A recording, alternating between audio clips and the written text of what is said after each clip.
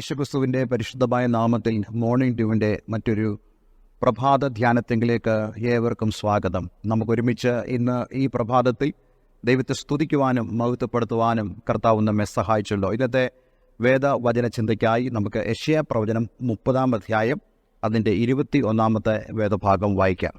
നിങ്ങൾ വലത്തോട്ടോ ഇടത്തോട്ടോ തിരിയുമ്പോൾ വഴി ഇതാകുന്നു, ഇതിൽ നടന്നുകൊള്ളുവീൻ എന്നൊരു വാക്ക് പിറകിൽ നിന്ന് കേൾക്കും.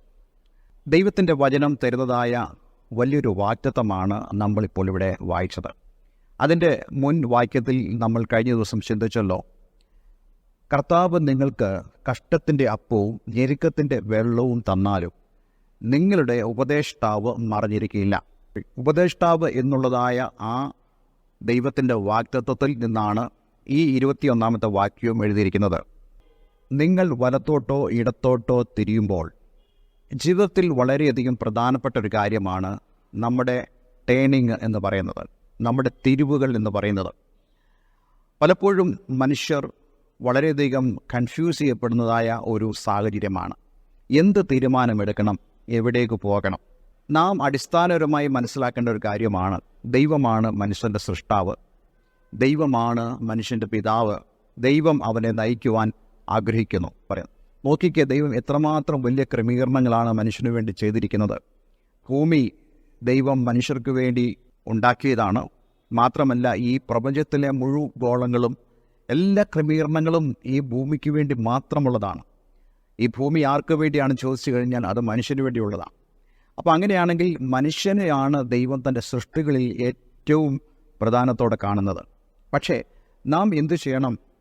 ആ പ്രാധാന്യം കൊടുക്കുന്ന ദൈവത്തിൻ്റെ അടുക്കിലേക്ക് കടന്നു വന്ന് ആ ദൈവത്തിൻ്റെ നിയന്ത്രണത്തിൽ നാം ജീവിക്കേണ്ടത് ആവശ്യമാണ്. അതുകൊണ്ട് കർത്താവ് ഇവിടെ പറയുന്നു, നിങ്ങൾ വലത്തോട്ടോ ഇടത്തോട്ടോ തിരിയുമ്പോൾ. അപ്പോൾ ജീവിതത്തിൻ്റെ വളരെ പ്രധാനപ്പെട്ട തീരുമാനങ്ങൾ എടുക്കേണ്ടത് നമ്മളാണ്. പക്ഷേ അവിടെയും നമുക്ക് ദൈവത്തിൻ്റെ ഒരു സഹായം ആവശ്യമാണ്. നമുക്ക് തന്നെ വേണ്ട തീരുമാനമെടുക്കാം. എപ്പോഴും ദൈവം ആഗ്രഹിക്കുന്ന ഒരു കാര്യമാണ് മനുഷ്യൻ തന്നെ അവൻ തീരുമാനങ്ങളെടുക്കുകയും അവൻ മുന്നോട്ട് പോവുകയും ചെയ്യണം എന്നുള്ളത്. പക്ഷേ അതേസമയം തന്നെ ദൈവം അവൻ്റെ തീരുമാനങ്ങളെ സ്വാധീനിക്കാനും ആഗ്രഹിക്കുന്നുണ്ട്. പക്ഷേ അത് ഓപ്ഷനാണ്, മനുഷ്യനെ തിരഞ്ഞെടുക്കാവുന്നതാണ്. എന്നാൽ ദൈവത്തെ മനുഷ്യൻ സ്നേഹിക്കുന്നുവെങ്കിൽ, ദൈവത്തെ അവൻ്റെ ജീവിതത്തിൽ അവൻ കൂടെ കൂട്ടുന്നെങ്കിൽ മാത്രമേ അവന് ദൈവത്തോട് ആലോചന ചോദിക്കാൻ കഴിയത്തുള്ളൂ.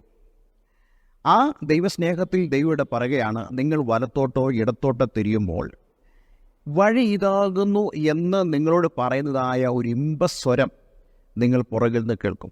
അത് ദൈവത്തിൻ്റെ സ്വരമാണ്. ദൈവം നമ്മളോട് സംസാരിപ്പാൻ ആഗ്രഹിക്കുന്നു. ഇന്ന് ഈ പ്രഭാതത്തിൽ ഞാൻ നിങ്ങളോട് പറയട്ടെ, ദൈവം നിങ്ങളോട് സംസാരിപ്പാൻ ആഗ്രഹിക്കുന്നു. നിങ്ങളുടെ ജീവിതത്തിൻ്റെ പ്രധാനപ്പെട്ട ടേണിംഗ് പോയിന്റുകളിൽ ദൈവം നിങ്ങളോട് ഇടപെടുവാൻ ആഗ്രഹിക്കുന്നു.